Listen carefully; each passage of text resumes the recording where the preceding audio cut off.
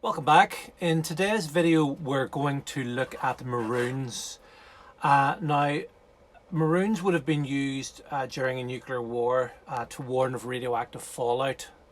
Obviously if you're locked indoors and you don't have access to a radio, television, things like that there, if that had all been knocked out, the only way to warn the population that radioactive fallout was approaching was to launch rockets. Now the rockets produced a white flash and a loud bang, and that would have been fired by the Royal Observer Corps from their monitoring posts and by the police as well. Now the maroon, this is the later style maroon, and what I'll do is I'll start with the older style version, which is the Maroon 3 burst number 1, made out of metal. It's 3 cylindrical metal tubes here, all powered off a 9-volt battery, or you can stick it off a car battery as well, and it plugs into the bottom here.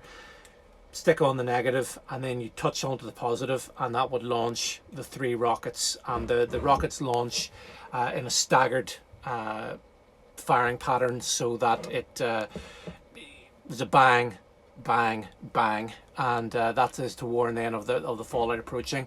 Now I was very lucky to get these were unfired originally, and about a year and a bit ago in Guernsey, they were discovered in an old civil defence storage depot, and they didn't know what to do with them, and literally because there are so few of these in existence, they were fired off in a controlled manner, and I was able to get my hands on a set for the museum.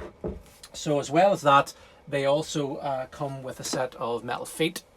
So these little metal feet and these metal feet go into the bottom here to keep the unit upright, and then they would have had sandbags around it, and then this cable would have been extended out, and that would have been, they could have either launched it from underground in the monitoring posts, or from behind a wall or whatever, if it was the police doing it. So I'll move them over to the side, and then I'll bring in the later style versions. Now the later style versions are plastic tube made by the Paynes Wessex Firework Company, and I'll show you the tops obviously come off, and there's a little rubber seal around them, and when the rocket is fired, this all flies off into the sky. So we're very lucky to get all this stuff back. So there's the rocket, the firing unit, and then I'm very, very lucky that a beachcomber in Guernsey, about a week after all these were fired, she was actually able to find the original rockets, and as you can see, these were all washed up in the beach, and that's where the original rocket then goes down inside, and then that would have been launched out, and that would have made the bang and the flash. And it's exactly the same as a flare you would have on a boat or whatever, or lifeboats you would see with the flares. It's exactly the same, and in fact the company Paynes Wessex eventually were bought over, and the company involved now make the chafing flares that you'll see that come out of the back of aircraft to try to get rockets and missiles and stuff to to hit the chaff instead of hitting the actual aircraft itself. But yeah, it's quite nice, the fact the rockets, they weren't completely destroyed. But I'll show you what happened to the earlier style rockets. They were discovered as well, and as you can see, they were blown to absolute pieces. This is out of this style here, and the rockets just disintegrated. We have some of the the solid fuel rocket motors here, and if you look at the other ones, you can see down inside there is the rocket, and that's would be the same look. So that will be the very base of the rocket, and then with that metal part taking up the rest, and they would have been a lot smaller. As you can see, the metal is a lot smaller on that. You can see there's a bit of danger is left, and that's all that's left.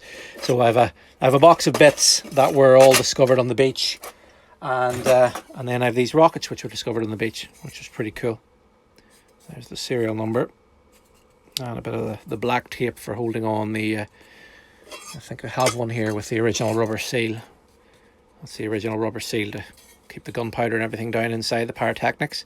But yeah, quite a nice item to have And I mean, there's very, very few of these in collections.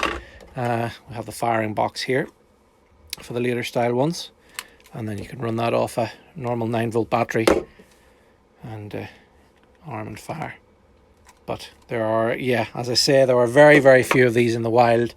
I have the training unit as well for this version, which I'll show in a later video.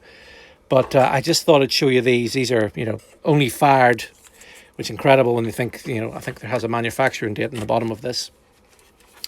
Yeah, there you go. It was manufactured in November 1984, and they were only fired in 2019. Or 2018, I think it was, they were fired. But yeah, pretty cool piece of history. And if there had been radioactive fallout, that's how we would have been warned about it. But thanks for watching. Please remember to like and subscribe, and I'll be back with more soon. Cheerio.